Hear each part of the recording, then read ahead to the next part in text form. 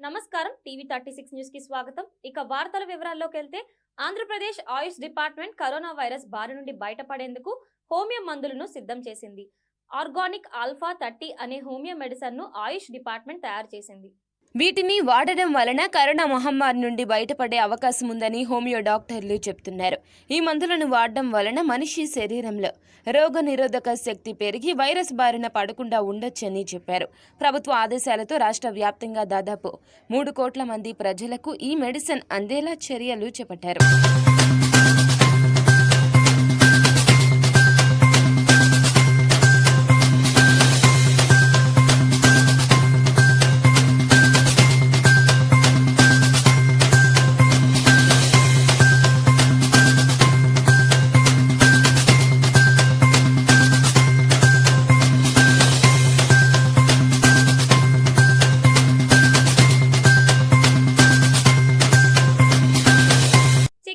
సందర్శించిన గురజాల డీఎస్పీ శ్రీ హరిబాబు. మండలంలోని ఒప్పిచెర్ల గ్రామంలో ఈ రోజు చెక్ పోస్ట్ ప్రాంతాలను పర్యవేక్షించిన గురజాల డీఎస్పీ శ్రీహరిబాబు మాట్లాడుతూ 4 దిక్కుల్లో ఉన్న రోడ్లను పరిశీలించారు. ఎటు వెళ్లాలి అన్న ఒప్పిచెర్ల చెక్ పోస్టు రావాలని, మాచెర్ల గాని గురజాల గాని కారంపూడి గాని ఒప్పిచెర్ల మెయిన్ చెక్ పోస్ట్ అని తెలిపారు.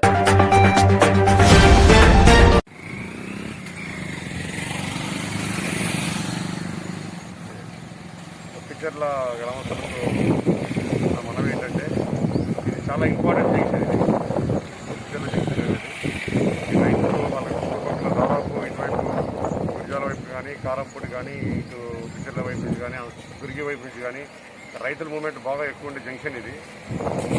దయచేసి రైతులందరికీ నేను చెప్పేది ఏంటంటే వీలైనంత వరకు ఇంట్లో బయటికి రావద్దు. అత్యవసరమైతే తప్పితే బయటికి రావద్దు. అది కూడా ఒక్కటే రండి బండి పైన. వర్క్ ఏదైతే ఉందో ఎమర్జెన్సీ వర్క్ కానీ ఎసెన్షియల్ వర్క్ కానీ గూడ్స్ సంబంధించి కానీ చూసుకొని ఇమ్మీడియట్గా ఇంటికి వెళ్ళిపోండి. దాదాపు మనము ఒక 2 వారాలు ఇలా కానీ మనం స్థితిగా ఫాలో చేస్తే ఖచ్చితంగా దీన్ని మనం అరికట్టగలము. దయచేసి ఒక 2 వారాలు ఓపిక పట్టి అందరూ పోలీసులతో కోఆపరేట్ చేసి మీ కుటుంబాన్ని మీ గ్రామాన్ని కూడా కాపాడుకోండి. తూర్పుగోదావరి జిల్లా సామర్లకోట కోలావారి వీధిలో కరోనా పాజిటివ్ కేసు. రక్షణ చర్యలు చేపడుతున్న మున్సిపల్ పోలీస్ అధికారులు.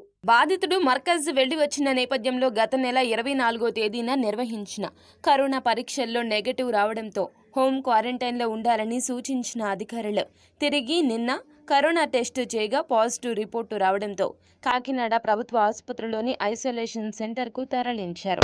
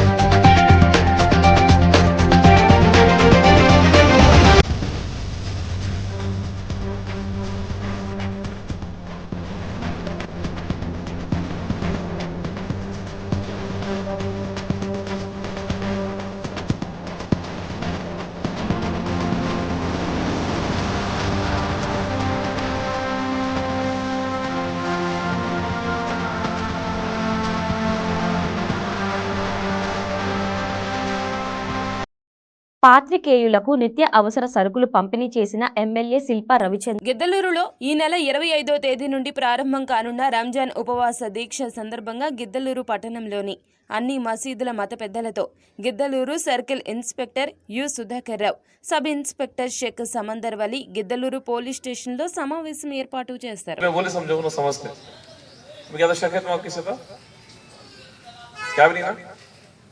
रमजान पूरा घर में बैठकर आराम से कर लेंगे.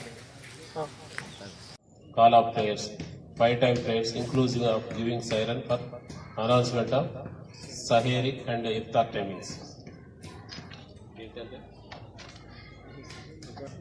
చేసుకోవచ్చు 5 times అజామ్ కూడా మైక్లో చెప్పచ్చు. ఓపెనింగ్ క్లోజింగ్ అంటే వాళ్ళకి ఇళ్లలో ఉన్న వాళ్ళకి కూడా అర్థం అవడానికి ఇది ఓపెన్ అయింది, క్లోజ్ అయిపోయింది అని. Expect shall made after every call of players that the community should strictly maintain the social physical distance in the daily routine and avoid and type of congregation in either at homes out side prevent spread of COVID-19.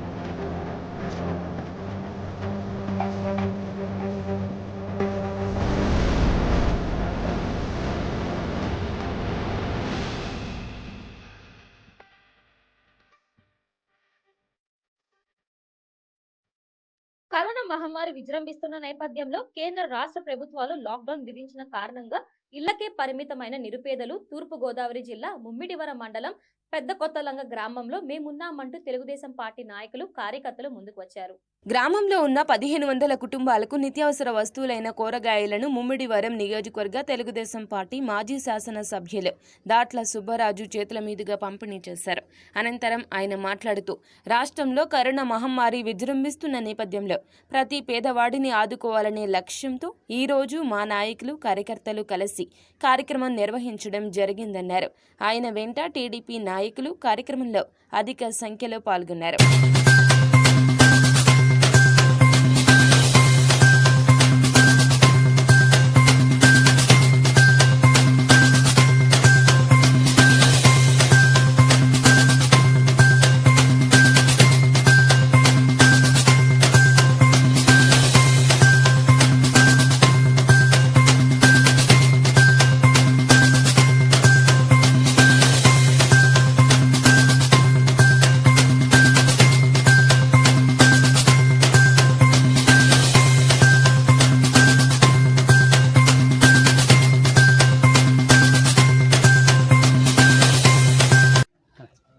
ఈరోజు పెద్ద కొత్తలంక గ్రామం ముమ్మడివరం మండలంలో మరి గత 29 రోజుల నుంచి lockdown రాష్ట్ర వ్యాప్తంగా కొనసాగుతుంది కాబట్టి మరి చాలామంది బిలో పవర్టీ లైన్లో ఉన్న పేదలందరికీ కూడా మా తెలుగుదేశం పార్టీ తరఫున ఈ గ్రామస్తులందరూ కూడా సహకారంతో మరి 8 రకాల కూరగాయలు మరి 2 కోడిగుడ్లు కూడా ఈ గ్రామంలో ఉన్న మాస్క్ ఈ గ్రామంలో ఉన్న ప్రతి కుటుంబానికి కూడా మరి ఈరోజు సప్లై చేయడం జరుగుతుంది.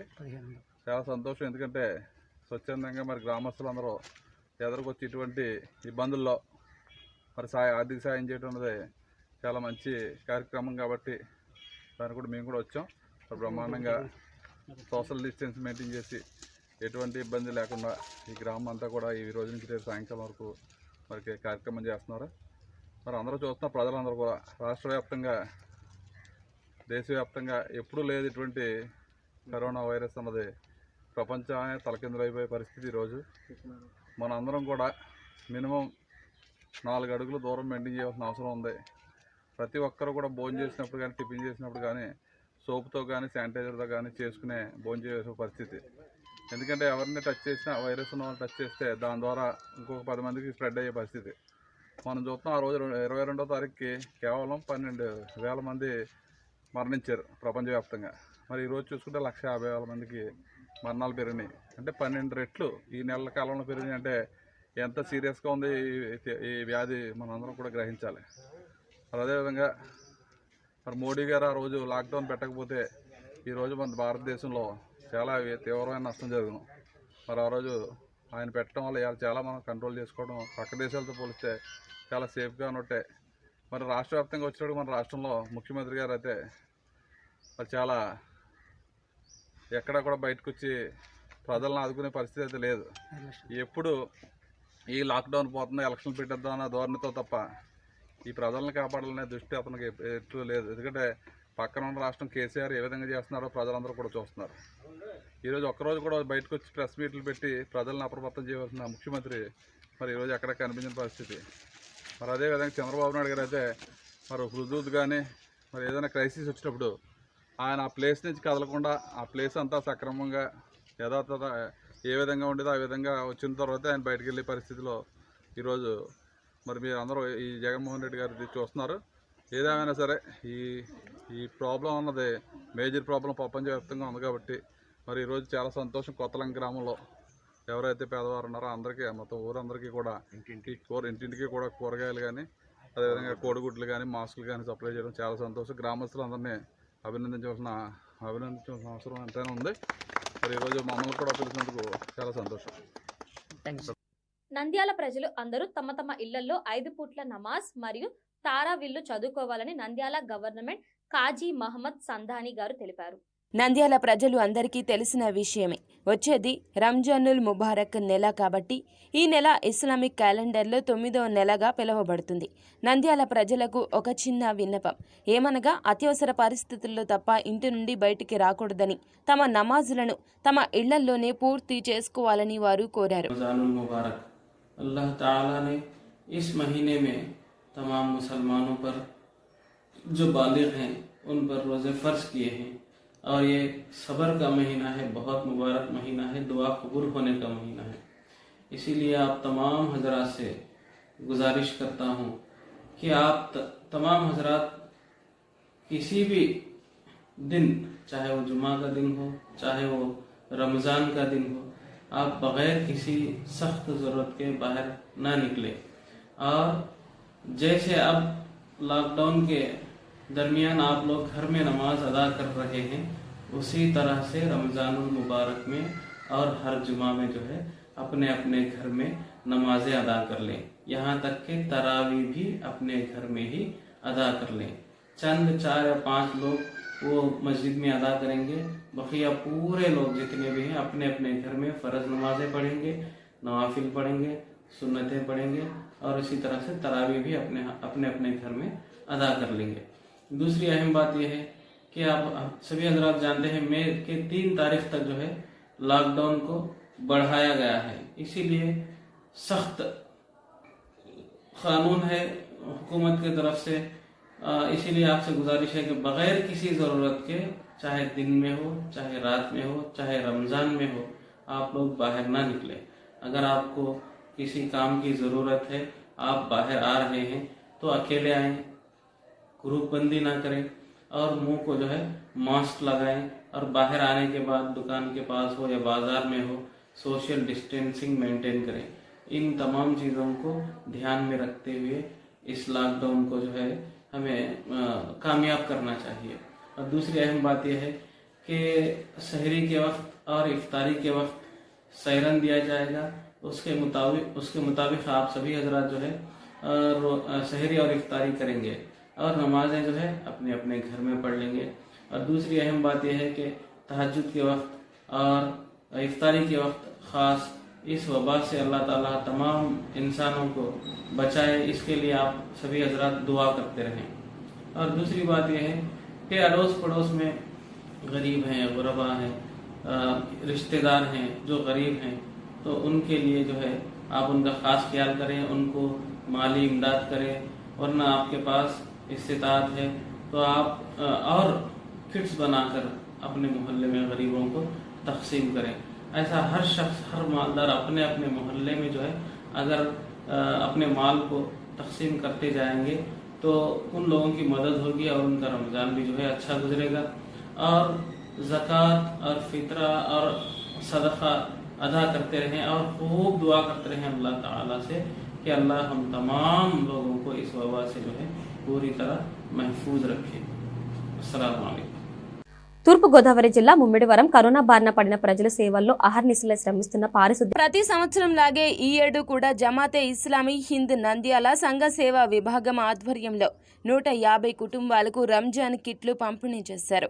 యూనిట్ అధ్యక్షులు సీఎం జకరియా, కార్యదర్శి అబ్దుల్ సమద్ లాంఛనంగా ప్రారంభించిన ఈ కార్యక్రమంలో సంఘ సేవా రాష్ట్ర సభ్యులు అలీం, ఐవైఎం సలీం, ముస్తఫా, ఫయాజ్, ఎస్ఐఓ సదాం, షఫీ, అబీద్, యూనుస్ తదితరులు పాల్గొన్నారు.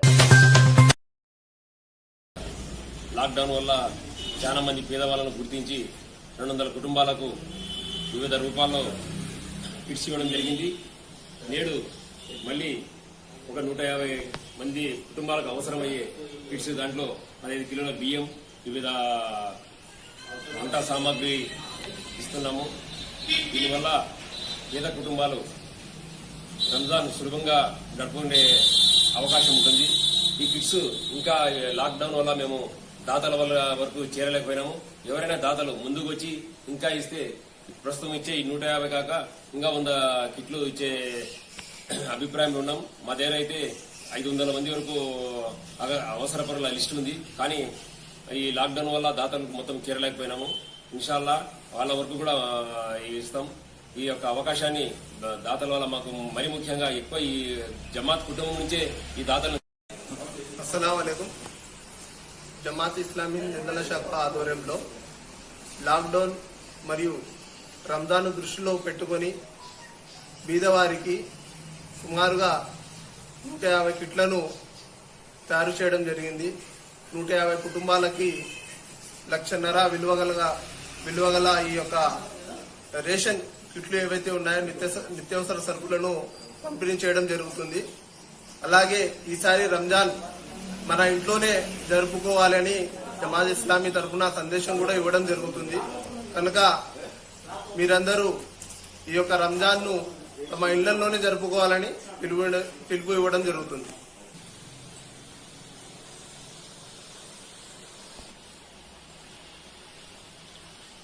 अस्सलाम वालेकुम रहमतुल्लाहि व बरकातहू। मोहतरम नाजरीन, जमात इस्लामी हिंद नंद्याल की जानिब से हर साल रमजान किट्स का डिस्ट्रीब्यूशन कर रहे हैं। इस बार लॉकडाउन की वजह से కరోనా మహమ్మారి దరిచేరకుండా ఉండాలంటే రోగ నిరోధక శక్తినిచ్చే పండ్లు ప్రజలు తినాలని ఎంపీ, ఎమ్మెల్యేలు పోచా బ్రహ్మానందరెడ్డి, శిల్పా రవిచంద్ర కిషోర్ రెడ్లు అన్నారు.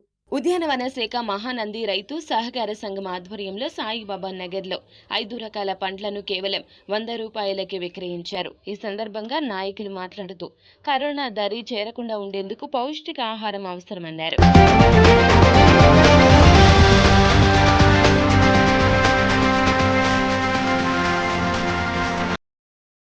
ఆంధ్రప్రదేశ్ ప్రభుత్వం ద్వారా, హార్టికల్చర్ డిపార్ట్మెంట్ ద్వారా మరియు మహానంది రైతు ఉత్పత్తిదారుల సంఘం తరఫున ఈరోజు నుంచి మన పట్టణంలో 5 రకాల పండ్లు 100 రూపాయలకి ఒక ప్యాక్ లాగా ఇవ్వడం జరుగుతోంది. ముఖ్యంగా ఈ యొక్క కరోనా వైరస్ని నివారించాలంటే విటమిన్ సి అనేది అధికంగా కావాలి. కాబట్టి అలాంటి పనులని అధికంగా పెట్టి ప్రజల్లో విటమిన్స్ ని పెంచే ఉద్దేశంతో, ఇమ్యూనిటీని పెంచే ఉద్దేశంతో ఈ యొక్క కార్యక్రమం చేపడుతున్నాం. కాబట్టి ప్రజలందరూ కూడా దీన్ని ఉపయోగించుకుంటారని ఆశిస్తున్నాను.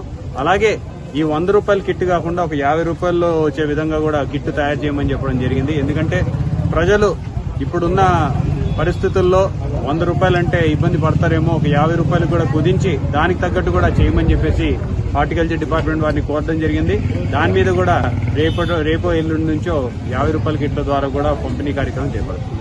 ప్రస్తుత పరిస్థితుల్లో కరోనా మహమ్మారి విజృంభిస్తున్న తరుణంలో రాజకీయాలు పక్కన పెట్టి పరస్పర సహకరించుకోవాల్సిన సమయంలో కూడా కుటీల రాజకీయాలను ఊతమిస్తూ కరోనా వైరస్ ముస్లిం సమాజం వలనే వ్యాప్తి చెందుతుందనే విష ప్రచారం, విమర్శలు చేసే బురద జల్లే కార్యక్రమాన్ని మానుకోవాలని కొంతమంది తెలుగుదేశం మరియు బీజేపీ నాయకులకు హితవు పలికిన ముస్లిం రైట్స్ అండ్ వెల్ఫేర్ రాష్ట్ర అధ్యక్షులు సయ్యద్ నూరుద్దీన్.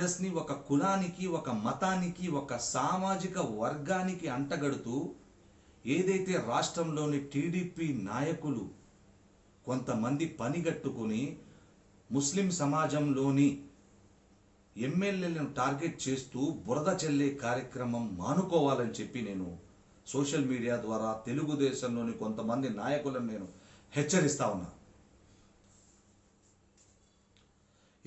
కర్నూలు ఎమ్మెల్యే హఫీజ్ ఖాన్ గారిపై బురద చల్లే కార్యక్రమం కొన్ని రోజులుగా జరుగుతూ ఉన్నది.